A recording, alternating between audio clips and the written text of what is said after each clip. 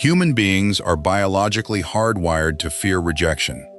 Neuroscience tells us that when you hear the word no, your brain processes that rejection in the exact same neural pathways that register physical pain. A broken heart, a crushed dream, a slammed door.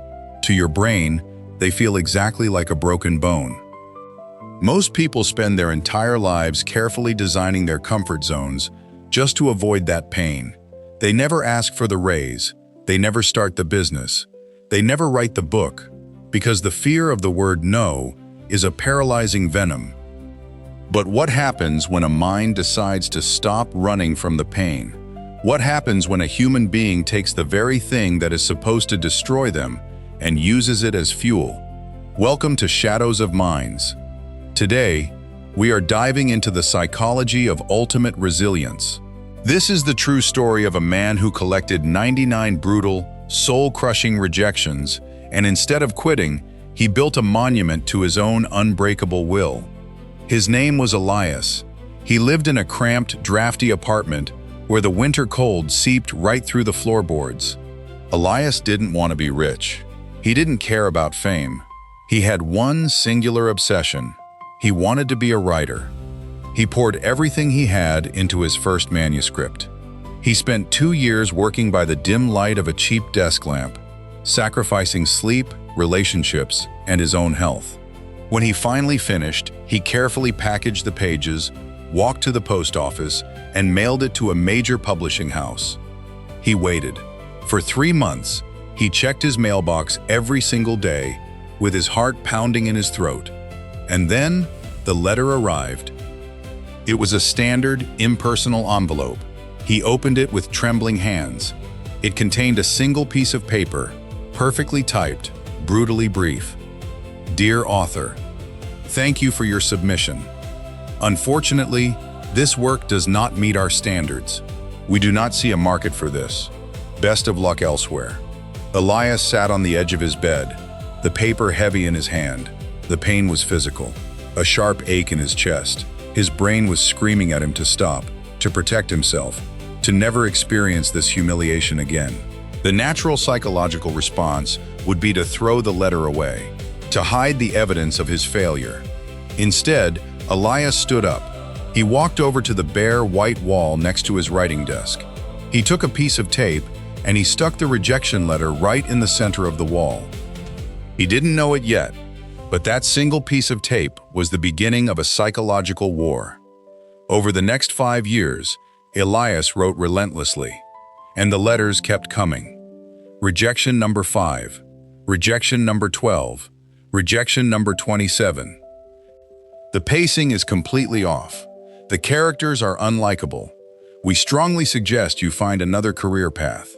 Every time a letter arrived, the ritual was the same. The sharp sting of the no, followed by the sound of tearing tape. He placed every single letter on the wall. Psychologically, this is a profound phenomenon known as cognitive reframing. Elias was forcibly reprogramming his brain's reward system. Instead of viewing the letters as evidence of his worthlessness, he transformed them into trophies of his courage. Every letter on that wall meant he had survived the arena. It meant he had stepped into the ring and taken a punch. By rejection number 50, the wall was completely covered, a patchwork quilt of white paper and black ink, a terrifying visual representation of total failure. His friends told him he was insane. They would visit his apartment, stare at the wall, and feel deeply uncomfortable. Elias, just take them down, they would say. You're torturing yourself. It's time to get a real job. The universe is giving you a sign. But human beings with unbreakable minds do not listen to the universe. They dictate to it. Elias would sit at his desk, exhausted, starving, and full of self-doubt. When he felt like giving up, he didn't look for positive affirmations. He looked at the wall. He stared at the 50 letters telling him he was nothing, and a dark, powerful, burning defiance would rise in his chest. He would type another page. A decade passed. Elias was now in his late 30s. His hair was thinning. His bank account was practically empty. He mailed out his latest manuscript, the one he believed in the most. the one he had bled onto the pages. The letter that came back was rejection number 99. Elias opened it. This one wasn't a standard corporate template. The editor had taken the time to write a personal note. Elias, I have seen your submissions for years. I am writing this to save you time. You do not possess the fundamental talent required to be a published author. Your persistence is admirable, but it is ultimately delusional. Please, stop sending us your work. This was the kill shot. This wasn't just a rejection of his work. It was an assassination of his identity. Elias stood in the center of his room. He looked at the wall. 98 letters staring back at him. He held the 99th in his hand. For the first time in 10 years, he didn't reach for the tape. He walked to the trash can. He hovered the letter over the dark, empty bin. This is the moment that separates the ordinary from the legendary. The breaking point. In psychology, this is known as the dark night of the soul, a moment of complete ego death where you must either surrender to reality or completely rewrite it. Elias closed his eyes. He listened to the absolute silence of his apartment. Slowly, his hand pulled back from the trash can. He walked to the desk. He took the tape. He found a small, empty space near the bottom corner of the wall. He pressed the 99th letter flat against the plaster.